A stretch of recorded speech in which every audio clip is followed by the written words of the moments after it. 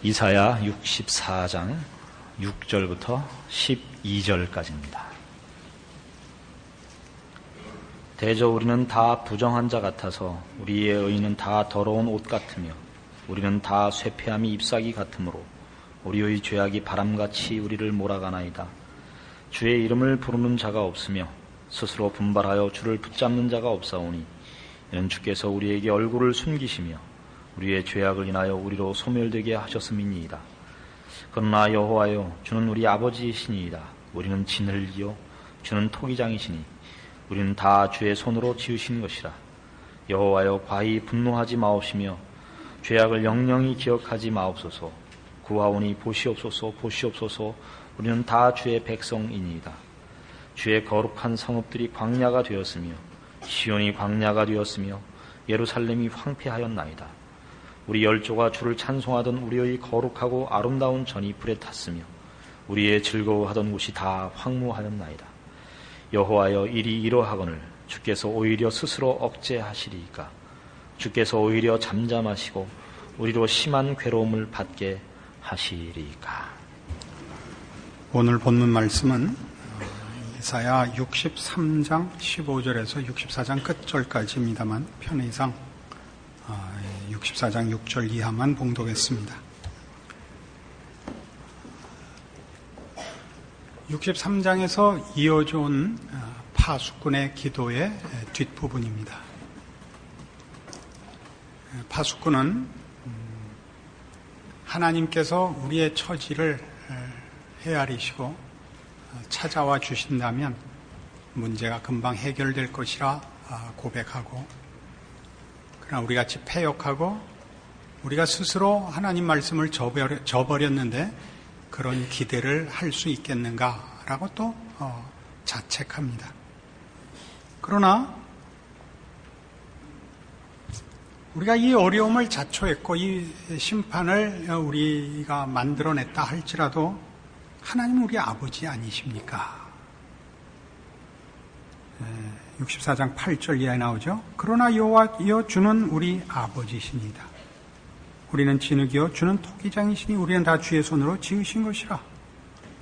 하나님이 우리 아버지시고 하나님이 우리를 지으셨으니 10절에서 12절에 있는 바와 같이 이 우리의 못난 것으로 인하여 비록 이 현실이 만들어졌다 할지라도 하나님 방관하실 겁니까? 이렇게 기도가 끝을 맺고 있습니다. 이 이스라엘의 역사에서 보는 구약 성경의 중심 메시지는 죄 지은 죄인된 인간이 얼마나 무력한가, 자신의 필요와 또 생명과 또 거룩함에 대하여 인간이 얼마나 무력하고 오직 스스로 패망의 길밖에 갈 줄 모르는 존재인가를 누누이 지적하고 있습니다.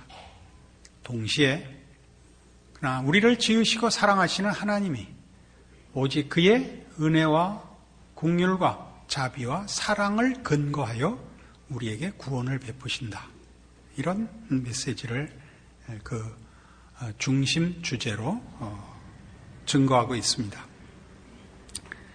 그러나 우리가 지금 이 오늘 본문에서 보는 바와 같이 이스라엘 백성과 마찬가지로 하나님의 자녀된 우리 신자들이 겪는 신앙의 현실은 지금 이 파수꾼의 기도와 같이 어찌하여 라는 말로 대변되는 그런 아우성과 비명과 한숨이 현실입니다. 63장 17절 보시면 여호와여, 어찌하여 우리로 주의 길에서 떠나게 하시며 우리의 마음을 강팍해 하사 주를 경외하지 않게 하시나이까? 어찌 보면 하나님이 우리로 기도에도 응답하시지 않고 우리의 소원에 답하시지 않고 우리를 실패와 파멸의 길로 하나님이 영향을 준 것 같이 보입니다마는 그런 뜻이 아니고 하나님께서는 우리가 누군지 아시지 않습니까? 우리는 하나님이 간섭하시지 않으면 죄밖에 짓지 못하는 파멸을 초래하는 못난 것들인 줄 아시지 않습니까? 뭐 새삼스럽게 화를 내십니까? 뭐 이런 뜻이 되지요.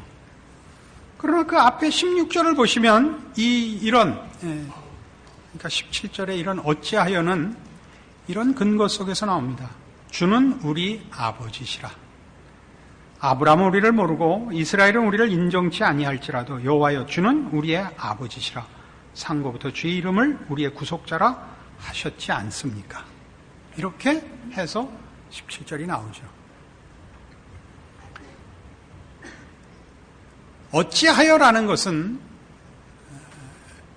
신자들이 겪는 당연한 그 체험들일 것입니다. 하나님을 알고 하나님의 거룩하심으로 부름 받은 줄을 아는 성도들이 가지는 소원은 다 하나님의 거룩하심에 부응하는 거룩한 신앙생활의 승리입니다. 그러나 우리는 늘 실패합니다. 그래야 부르짖는 것이 어찌하여가 되지요. 하나님은 우리 아버지시면서 우리를 사랑한다고 하시면서 왜 이러한 현실을 주십니까? 하나님이 우리를 왜 외면하십니까? 왜 우리 기도에 응답하시지 않습니까? 이렇게 우리의 신앙 현실의 경험이 되지요. 뭐 답은 뭐 아주 자명한 것입니다. 마태복음 6장에 오시면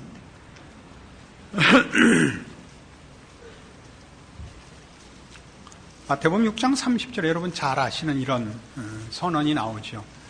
오늘 있다가 내일 아궁이에 던지우는 들풀도 하나님이 이렇게 입히시거든 하물며 너희 일까보냐 믿음이 적은 자들아. 이렇게 되어 있습니다. 오늘 있다 내일 아궁이에 던지우는 들풀도 이렇게 완벽하게 입히시는데 하물며 너희이겠느냐. 어찌하여에 대한 답입니다. 조금 더 가보죠. 7장 7절 보시면 구하라 그러면 너희에게 주실 것이요 찾으라 그러면 찾을 것이요 문을 두드리라 그러면 너희에게 열릴 것이니 구하는 이마다 얻을 것이요 찾는 이가 찾을 것이요 두드리는 이에게 열릴 것이니라. 너희 중에 누가 아들이 떡을 달라 하면 돌을 주며 생선을 달라 하면 뱀을 줄 사람이 있겠느냐. 너희가 악한 자라도 좋은 것으로 자식에게 줄 줄 알거든. 그리고 다시 그 답이 나오죠. 하물며 하늘에 계신 너희 아버지께서 구하는 자에게 좋은 것으로 주시지 않겠느냐입니다. 악한 자라도 그 아버지가 자식에 대하여 사랑과 열심을 가지거늘 하물며 나겠느냐 이렇게 답을 하십니다. 그러나 우리의 지금 이사야에 나오는 질문은 우린 답받지 못했습니다. 하나님이 임재하시면 우리의 형편을 돌아보셨다면 이런 현실이 있을 수가 없습니다. 이렇게 된 이유는 우리가 쇠폐하고 소멸된 이유는 하나님이 우리를 외면하신 탓입니다.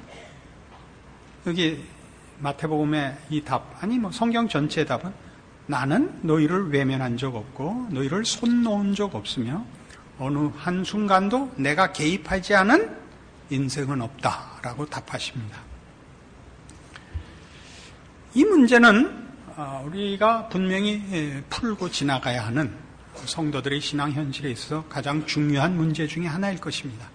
하나님은 개입했고 그의 사랑으로 간섭하고 있으나 우리가 깨닫지 못하여 버려진 자라고 느끼는 현실, 하나님이 내 기도에 응답하시지 않는다고 느끼는 절망, 이 문제를 풀어야 합니다. 마태복음 5장에 가시면 그 서두 3절 이하에 여러분 잘 아시는 팔복이 소개되고 있습니다.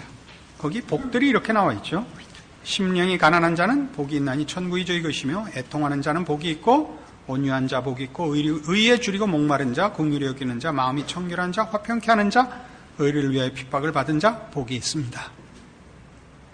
여기에 등장하는 복들은 이것이 조건이고 자격이라는 뜻은 아닙니다. 우리는 아무도 스스로 겸비하여 하나님의 은혜와 복을 받아낼 자격과 조건을 가지지 못합니다. 죄란 하나님에 대하여 반대하는 것이요 무감각한 것입니다. 아무도 스스로 심령이 가난해지거나 의에 줄이고 목말라지지 못합니다. 여기에 등장하는 이 표현들은 예수 그리스도로 말미암아 하나님이 베푸시는 구원을 얻은 자들의 첫 증상들입니다. 근데 그 증상들이 고통스럽다는 것 때문에 이 말씀이 등장하고 있습니다. 예수를 믿고 여러분이 가지는 그 감격과 기쁨들이 구원을 얻은 기쁨에 곧 이어서 여러분 자신의 못난 것을 확인시킵니다. 그것이 구원입니다. 우리로부터는 어떠한 의도, 진리도, 거룩도, 생명도 만들어낼 수 없고 그런 성향이 없다는 것을 확인하게 되고 하나님에게만 우리의 필요와 우리의 모든 답이 있다는 것을 알게 됩니다. 그러니까 심령이 가난하고 애통하고 의에 줄이고 목마른 것들은 이 구원을 얻은 자의 고급한 어떤 종교적 성향이나 지위를 말하는 것이 아니고 이제 드디어 하나님과 생명에 대하여 죄에 대하여 자신과 현실에 대하여 정당한 감각을 가진 것을 말합니다.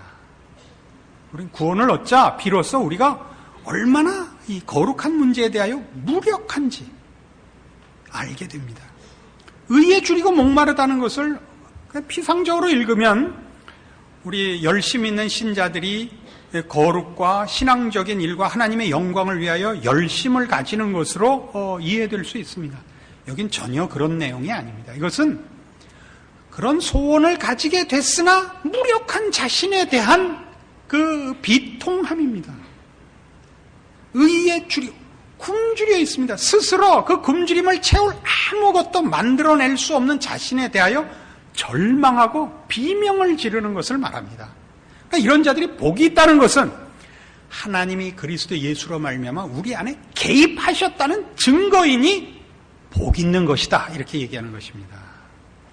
그러니까 우리 오늘 보는 이사야 오늘 64장에 나오는 또는 63장에는 어찌하여는 이미 하나님이 개입하여 나온 감각에 의한 비명임에도 불구하고 우리는 그것이 현실화되지 않는 한 하나님은 개입하시지 않았고 간섭하시지 않았고 내 기도에 응답지 않는다고 그런다 이거죠.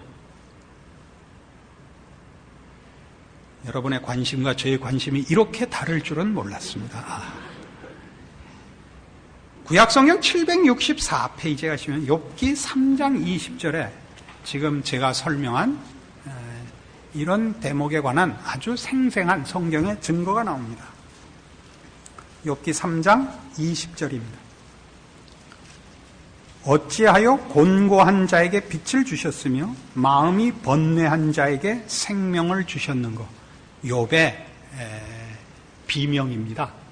욥은 경건한 자요 하나님을 섬기는 자요 신앙이 좋은 사람이었습니다.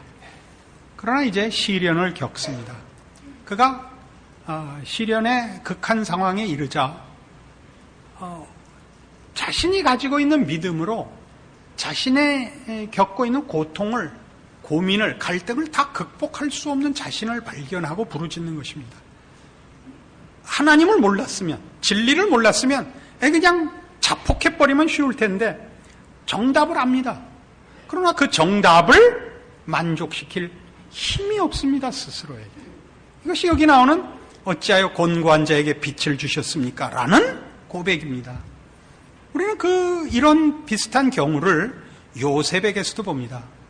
요셉은 그 부모 아래 사랑받고 크고 신앙교육을 잘 받고 큰 아들이었습니다만 이제 뜻밖의 형들의 미움을 사서 애굽에 팔리고 모함을 받아서 감옥에 갇히죠.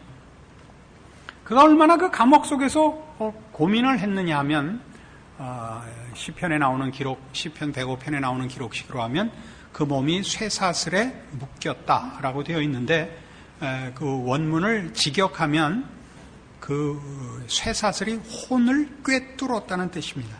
그러니까 그가 지금 당하는 고통은 신체적이고 물리적인 것이기보다 훨씬 정신적이고 영적인 것임을 말하는 것입니다.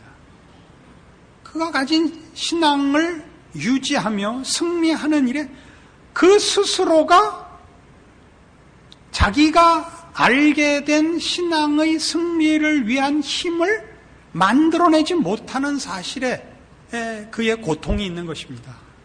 이게 바로 심령이 가난하고 애통하고 긍휼히 여기고 온유하고 의에 줄이고 목마른 이 열거한 팔복의 진정한 내용입니다.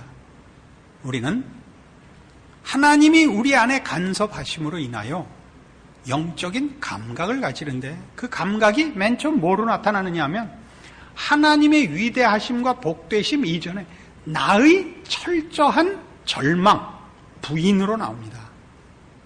우리가 얼마나 성경이 요구하는 신앙 내용, 믿어야 하고 하나님이 요구하시는 그 거룩에 전혀 아무것도 가진 게 없고 만들어낼 수 없다 하는 사실에 대한 그 절망을 배웁니다.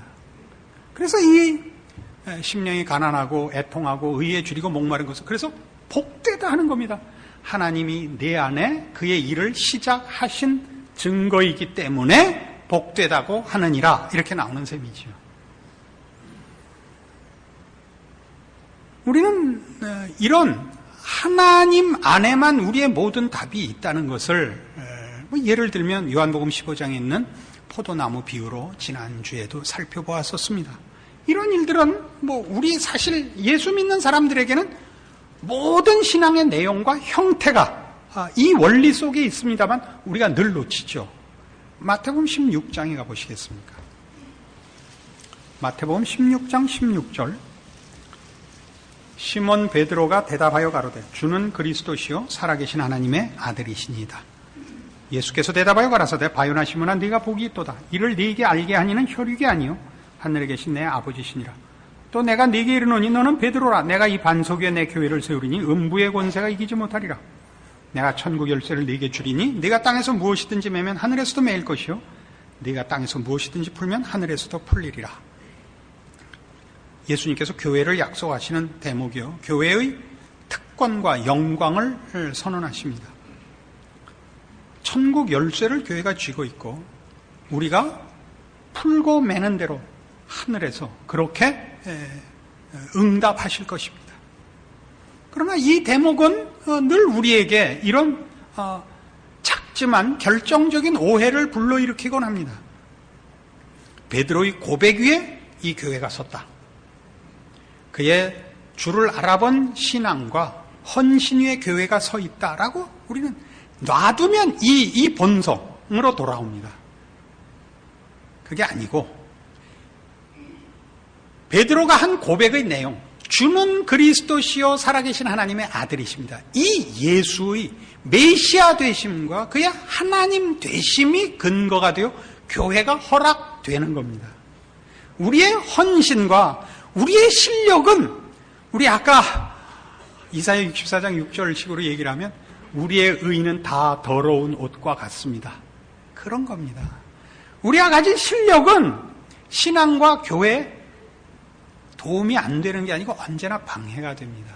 이 부분이 우리에게 그렇게 어렵습니다. 많은 성도들이 신앙상에 가장 크게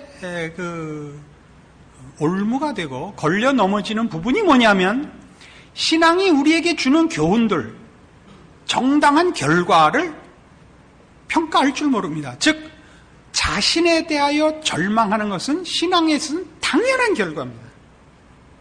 그러나 우리는 자신에 대해서 절망하지 않고 믿음에 대해서 절망을 해버립니다. 우리 오늘 이사야에서 보는 것 같이 어찌하여가 되는 겁니다. 우리는 실력 없습니다. 이렇게 고백해놓고도 우리는 뭘 만들어낼 수 없습니다. 아시지 않습니까? 하나님은 그렇죠. 우리 아버지시니까 우리를 외면하시면 말이 안 되지 않습니까? 해놓고도 이 고통을 우리의 평안과 형통으로 주는 것으로만 하나님 앞에 요구하고 그렇게만 인식을 하고 이 자신을 절망해야 되는 것으로 나타나는 이 정당한 증세에 대해서는 우리는 비명밖에 지를 줄 모르는 것입니다. 교회를 해보면 제 개인적인 경험으로도 성도들이 설교의 은혜를 받은 때는 대부분 제가 죽을 쓴 날입니다. 제가 상당히 자신 있게 한 날은 거의 반응이 없습니다. 물론 너무 수준이 높아서 못 알아들었을 수 있습니다. 그러나 하나님이 우리에게 가르치고자 하는 건 바로 그겁니다. 이건 우리의 실력이 전달되는 것이 아니다라는 뜻입니다. 고린도전서 1장에 분명하게 얘기하고 있죠. 하나님이 우리의 도움을 받는 것이 아니라 우리가 하나님의 도움을 받는 자라는 걸 확인시키기 위하여 똑똑한 자, 문볼 좋은 자, 능력 있는 자를 세우지 않는다. 우리의 도움을 받을 게 없습니다, 하나님이. 우리가 말하자면 하나님 앞에서 하나님을 끌면 우리가 걸리적거리지 하나님이 힘을 받겠습니까? 그러나 우리는 늘 이 문제에 대하여 인간이 가지는 자기의, 자기 공로를 의지하려는 율법으로 돌아가곤 합니다. 그래서 이 비명을 지르는 것이죠. 어떤 비명이요? 어찌하여라고. 하나님이 이미 개입했고 간섭하셔서 우리로 하여금 자신에 대하여 죽고 그리스도 예수 안에서 하나님에 대하여 살도록 이미 시작하셔서 우리로 자신의 절망을 확인케 하셨는데 그것이 오히려 믿음에 대한 절망이 되어가지고 하나님 이러실 수가 있습니까로 다 와서 옛날 우리 많이 했던 식으로 답안지 쓸 때 그만 다음 칸에다 써버리는 겁니다. 우린 이 사실을 놓칩니다. 로마서 8장에 가시면 하나님이 어떻게 우리에게 이미 시작하시고 지금 현재 간섭하고 계시고 그 결국 우리를 승리하실 것인가를 그 유명한 이 구절로 확인시키고 있지 않습니까? 로마서 8장 32절입니다. 자기 아들을 아끼지 아니하시고 우리 모든 사람을 위하여 내어주시니가 어찌 그 아들과 함께 모든 것을 우리에게 은사로 주지 아니하시겠느냐. 아들을 주었습니다. 이건 여기 모이신 여러분들에게는 이미 과거입니다. 완료죠. 예수 그리스도로 말미암아 여러분이 하나님을 알며 예수를 믿는다고 고백하고 이 자리에 있는 것입니다. 그 아들을 주시니까 그 아들을 주었는데 나머지 아낄 게 뭐 있냐 이런 얘기입니다. 이것은 여러분 좀 감이 안 잡히는 얼굴을 하고 계시니까 조금 더 가봅시다. 에베소 3장 313페이지 신약성경 에베소 3장 14절부터 봅시다. 이러함으로 내가 하늘과 땅에 있는 각 족속에게 이름을 주신 아버지 앞에 무릎을 꿇고 비누니 그 영광의 풍성을 따라 그의 성령으로 말미암아 너희 속 사람을 능력으로 강건하게 하옵시며 믿음으로 말미암아 그리스도께서 너희 마음에 계시게 하옵시고 너희가 사랑 가운데서 뿌리가 박히고 터가 굳어져서 능히 모든 성도와 함께 지식에 넘치는 그리스도의 사랑을 알아 그 넓이와 길이와 높이와 깊이가 어떠함을 깨달아 하나님의 모든 충만하신 것으로 너희에게 충만하게 하시기를 구하노라. 자, 예수 그리스도의 사랑. 또 성경의 다른 표현을 빌리자면 그리스도 예수 안에 있는 하나님의 사랑을 어떻게 하려고요? 넓이와 길이와 높이와 깊이의 모든 부피를 알아서 하나님의 모든 충만하신 것으로 우리에게 충만하게 되기를 구합니다. 이미 시작했고 그리고 앞으로 되어야 할 것입니다. 그래서 20절이 이렇게 나와요. 우리 가운데서 역사하시는 능력대로 지금 역사하시는 능력대로 우리의 온갖 구하는 것이나 생각하는 것에 더 넘치도록 능히 하실 이에게 하나님께서 우리의 구하는 것보다 더 주실 것입니까? 하물며 너희일까 보니 아니었습니까? 그렇죠? 교회 안에서와 그리스도 예수 안에서 영광이 대대로 영원 무궁하기를 원하노라. 아멘입니다. 교회 안에서 이게 무슨 뜻일까요? 에베소서 1장으로 가시죠. 에베소서 1장 17절 우리 주 예수 그리스도의 하나님 영광의 아버지께서 지혜와 계시의 정신을 너희에게 주사 하나님을 알게 하시고 너희 마음 눈을 밝히사 그의 부르심의 소망이 무엇이며 성도 안에서 그 기업의 영광의 풍성이 무엇이며 그의 힘의 강력으로 역사하심을 따라 믿는 우리에게 베푸신 능력의 지극히 크심이 어떤 것을 너희로 알게 하시기를 구하노라. 그 능력이 그리스도 안에서 역사하사 죽은 자들 가운데서 다시 살리시고 하늘에서 자기의 오른편에 앉히사 모든 정사와 권세와 능력과 주관하는 자와 이 세상뿐 아니라 오는 세상에 일컫는 모든 이름 위에 뛰어나게 하시고 또 만물을 그 발 아래 복종하게 하시고 그를 만물 위에 교회의 머리로 주셨느니라. 자, 사도 바울이 에베소 교회 교인들에게 알게 하기를 원하는 겁니다. 너희 마음 눈을 밝히사 그 부르심의 소망, 그가 어떤 열심과 힘을 동원하였는가를 알기를 원한다요. 19절에 그의 힘의 강력으로 역사하심을 따라 믿는 우리에게 베푸신 능력의 지극히 큰 것. 어떻게 힘있게 힘을 다하여 하나님이 우리 안에 간섭하셨는가. 20절 그리스도 안에서 역사하사 죽은 자들 가운데서 다시 살리셨습니다. 우리를 구원하기 위하여 예수 그리스도를 십자가에 못 박아 죽이시고 그를 하늘 보좌 우편에 앉히사 모든 권세와 높은 이름을 주셔서 모든 세상의 모든 것을 그 발 아래 무릎 꿇게 하시고 22절 또 만물을 그 발 아래 복종하게 하시고 그를 만물 위에 교회의 머리로 주었습니다. 교회의 머리, 교회란 구약에서 이스라엘이라 그러는 표현과 같은 것입니다. 하나님의 백성들을 총칭하는 것입니다. 우리 모든 예수 그리스도의 십자가로 불러낸 하나님의 백성들의 머리가 되게 하셨습니다. 예수 그리스도의 높음을 얘기하는 것이 아니라 우리를 그 몸으로 불러 머리와 몸 관계같이 유기적인 연합으로 묶으셨다는 뜻입니다. 그러니까 우리 아까 이 에베소 3장에서 본 20절에 있는 그 말씀, 우리 가운데서 역사하시는 능력입니다. 이것이 우리가 어느 곳에 있든지 무엇을 하든지 예수님 우리와 묶여 있습니다. 우리와 나뉘어져 있는 시간과 장소와 경우가 없습니다. 그렇게 예수님은 우리와 늘 함께 하십니다.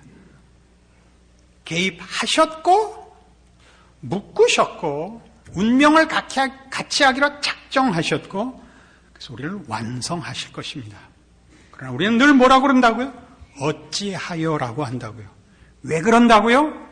우리는 끊임없이 우리가 예수께 묶여있고 하나님께 의존해야 된다는 사실을 놓친다고요. 우리는 우리 안에서 거룩한 것을 만들어내려 하며 우리가 남과 다르다는 것을 증거하고 싶어 합니다. 그러나 성경이 가르치는 것은 우리가 자신에 대하여 절망할수록 그것이 바로 신앙의 올바른 과정을 거치는 것이요. 그 모든 절망들이 우리로 하여금 예수님만 바라보도록 하나님만 바라보도록 그렇게 성경이 가르치고 있고 하나님께서 그렇게 그의 성도들을 부르시며 지키시며 승리케 하신다고 약속하고 있다는 사실입니다.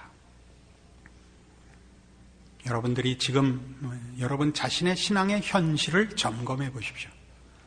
여러분들이 요구하는 기도와 소원들이 현실화되어 있지 않기 때문에 여러분들 불만스러운 신앙의 현실에 있을 가능성이 큽니다.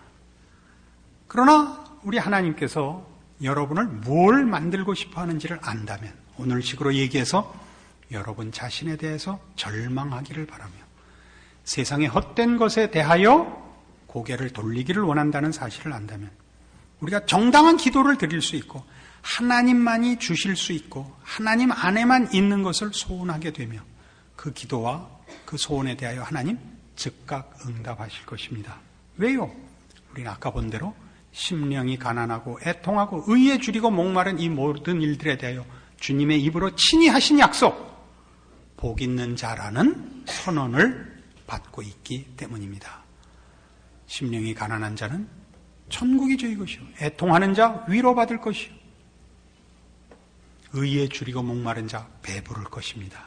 왜요? 하나님 안에 얼마든지 있는 영생에 속한 것들로 하나님이 우리를 채우시기를 원하기 때문입니다. 이것이 신앙입니다. 이것이 신자된 특권이요 현실 안에서 져야 하는 신자의 책임이요 확인이요 다른 것과 공유할 수 없는 배타적 선택이어야 옳습니다. 기도하십시다. 하나님 아버지 은혜를 감사합니다. 하나님의 백성으로 부름받았다는 것이 무엇인지 오늘 확인하게 하옵소서. 자신에 대하여 죽고 주 안에서 하나님에 대하여 살게 하시고 의와 진리와 거룩으로 부름을 받은 새 사람의 정당한 하나님의 인도하심을 받는 길을 믿음으로 걷게 하여 주시옵소서. 자신에 대한 절망을 하나님께 돌리지 말게 하옵시고 하나님 안에 있는 것, 하나님만이 주실 수 있는 것과 세상이 주는 것을 동시에 가지려는 시험에서 이기게 하여 주시옵소서. 예수님 이름으로 기도합니다. 아멘.